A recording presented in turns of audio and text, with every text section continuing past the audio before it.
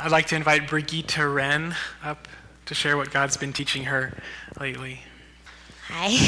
One thing that God has really been teaching me about lately is wisdom and what it is and important in people's lives.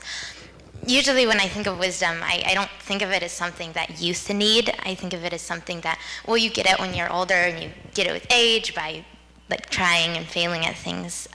But when we went, as I've been going to girls' Bible study, we're reading through Proverbs, God has shown me wisdom in a very different light. As Proverbs 3 says, "Blessed is the one who finds wisdom, and the one who gets understanding.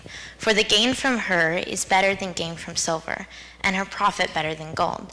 And God has used this verse to show me just how important wisdom is. It's this great thing that just is amazing in people's lives, and it is really helpful, and it blesses someone, and it guides them.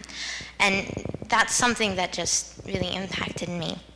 But so I do try to be wise, and I try to act in a way that's wise and do things right and just try to be a good person through the way that I act. But it doesn't really work. I never can do it on my own. I just kind of fail, and I get disappointed and frustrated. But last year, one of the youth leaders challenged us to memorize James, and as I was working on that, I memorized James 1:5, which says, "If any of you lacks wisdom, let him ask God, who gives generously to all without reproach, and it will be given him." And this verse just totally changed how I thought about wisdom. Wisdom wasn't something that humans get or humans have, but God gives it, and if I ask God, he'll give it to me.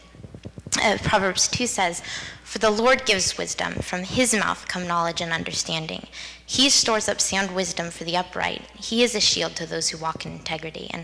And just seeing this, I see that wisdom can only come from God, and if I am dedicated to him and live for him, then I can have this wisdom, and if I ask him for it.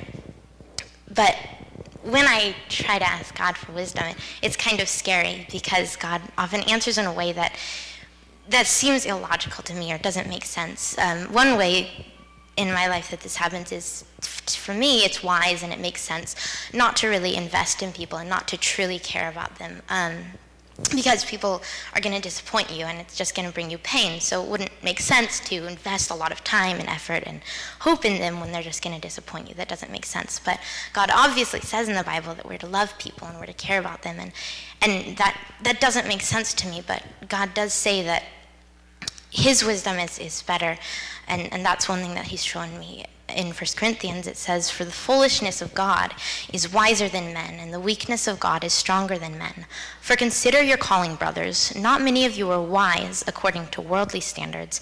Not many were powerful. Not many were of noble birth. But God chose what is foolish in the world to shame the wise. God chose what is weak in the world to shame the strong."